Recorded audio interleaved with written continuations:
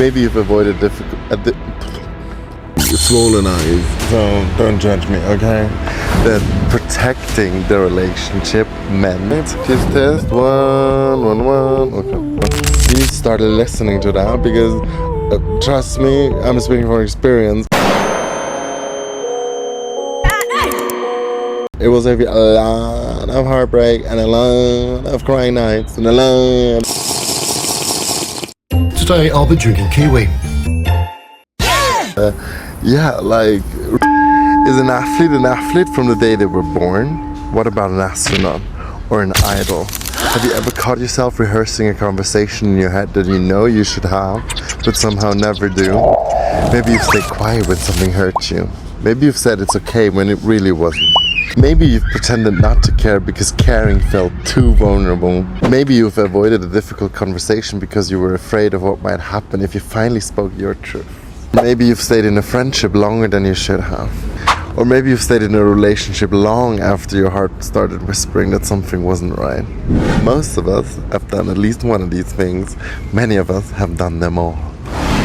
Because at some point we learned that keeping the peace was more important than telling the truth. That being liked was more important than being authentic. That protecting the relationship was more important than protecting ourselves. Now, witches and wizards, I think one of the greatest lies we've been fed is that keeping the peace is the same thing as maintaining a relationship. It isn't. In fact, many relationships don't end when someone leaves. They end years earlier. NANI? The moment two people stop telling the truth. The moment they start saying I'm fine instead of I'm hurt. The moment they choose comfort over honesty. Today I want to talk to you about the hidden cost of people pleasing and why polite silence is destroying modern relationships and why learning to tell the truth may be the most loving thing you'll ever do. Why do we people please?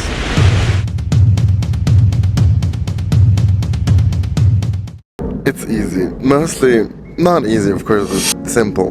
We do it because of mainly 4 reasons. It's either we want love, acceptance, belonging, or safety.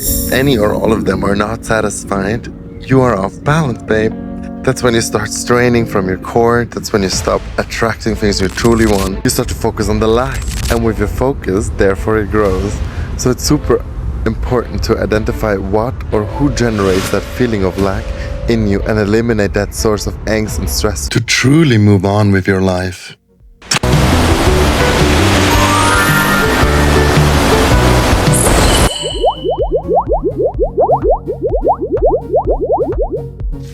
In love, if you're in a relationship and let's say the person triggers you in some way that makes you feel like you lack love, support, mutuality, engagement, standing by and suffering, and you express that and that person can't meet you there or isn't willing to drop the fight or drop all the baggage and meet you in your time of need, then it's important to reconsider that relationship because maybe it was super nice in the beginning, but now he or she can't give you that anymore.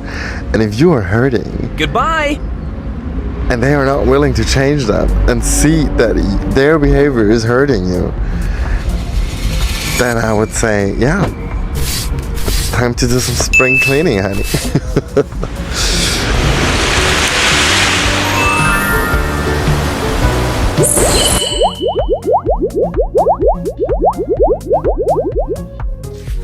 You want to feel accepted, and someone triggers like that feeling of not being belonging or not being good enough or not being up to scratch or meeting the mark and they persistently make you feel like that. And even though you express your maybe even angst or your need of like acceptance because you like them, it's mostly triggered in people that we like or admire. We want to be accepted by people we love or admire, and they still don't soften up or explain to you at least why they hold you to such a standard or what, or like the loving thing that they want to see from you, you know. That's why maybe they're giving you tough love.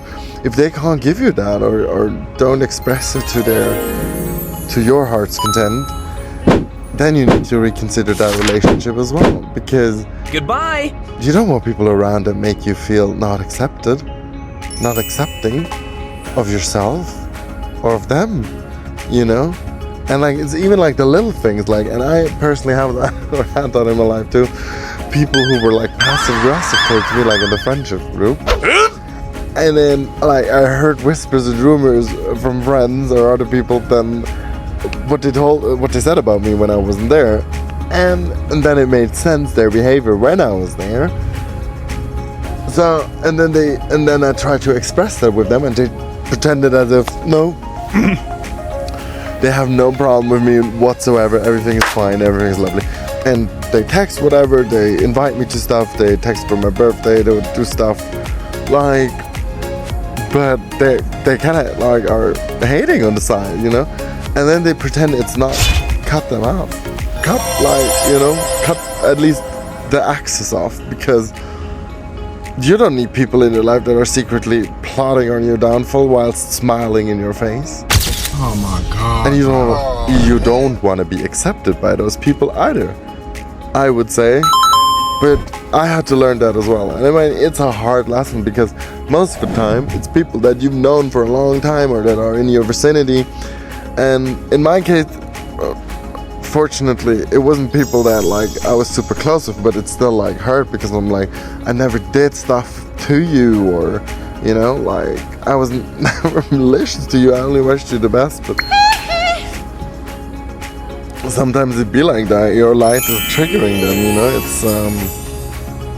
it's crazy. And I even have a story for later in the video, but where you can help me maybe, but you'll have to wait for that.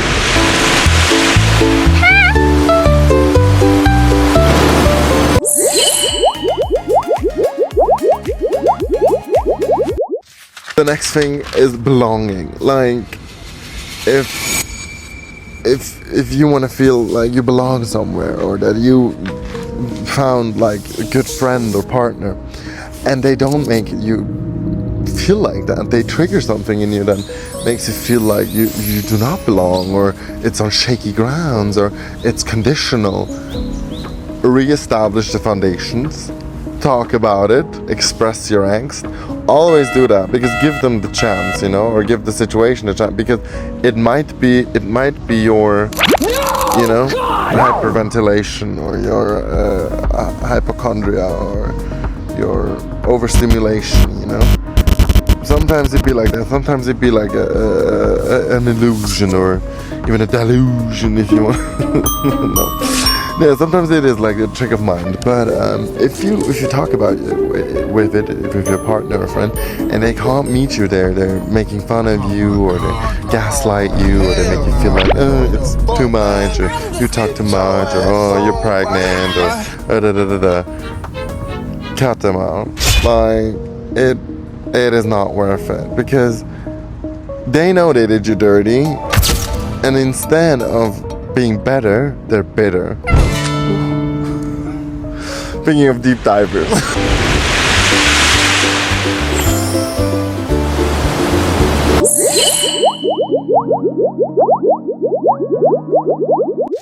Safety. We think if I tell the truth, we might lose them, so we don't.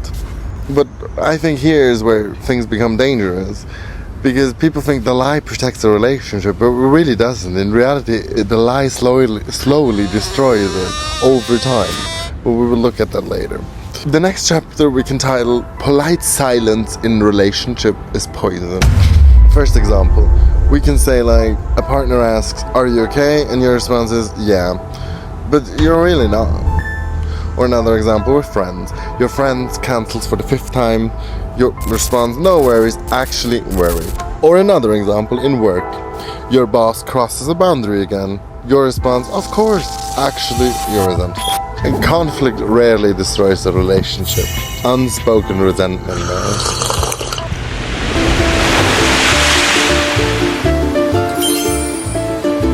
For the next chapter, I want to talk about your projected self versus your real self.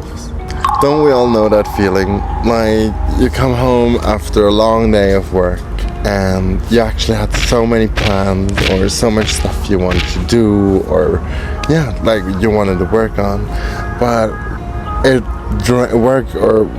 people at work drain so much of that energy that you come home and you don't have time for anything.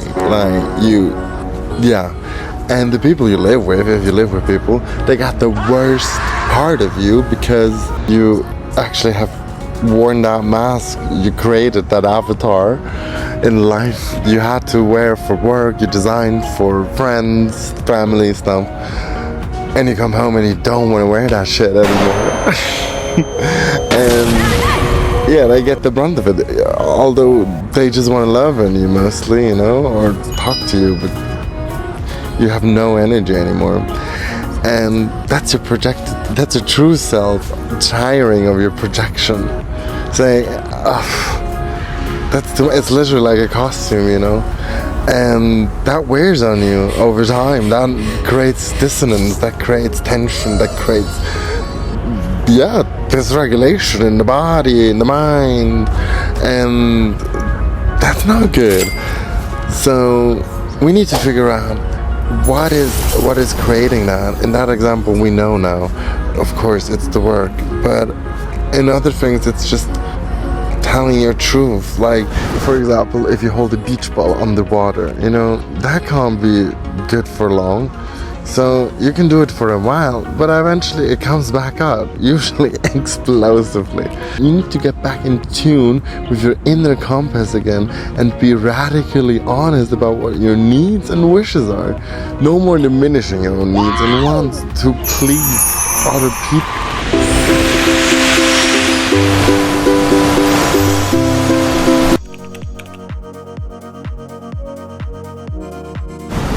Listen up. Radical honesty is not saying everything that comes into your mind. Radical honesty is refusing to betray yourself to keep other people comfortable. So I would say the real fear isn't honesty. The real fear is rejection. We're afraid that if people saw the real us, the disappointed us, the angry us, the emotional us, the imperfect us, they would leave. And sometimes they do, but the irony is that the people who truly belong in our lives can only love the version of us that they can actually see. And they cannot see someone who is constantly hiding.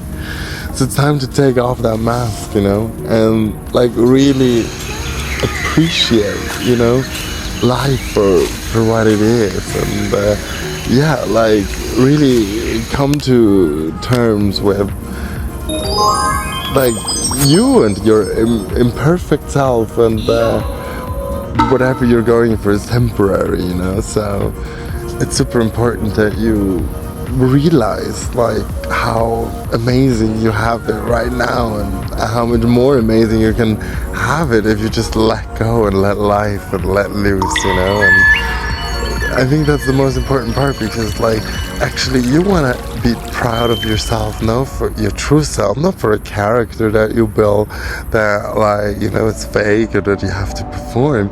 You want to be proud because like you yourself did something that you truly enjoyed and helped maybe even other people. Right, but I have very how do you say that? I don't know the word right now, but I have very like swollen eyes, so don't judge me, okay?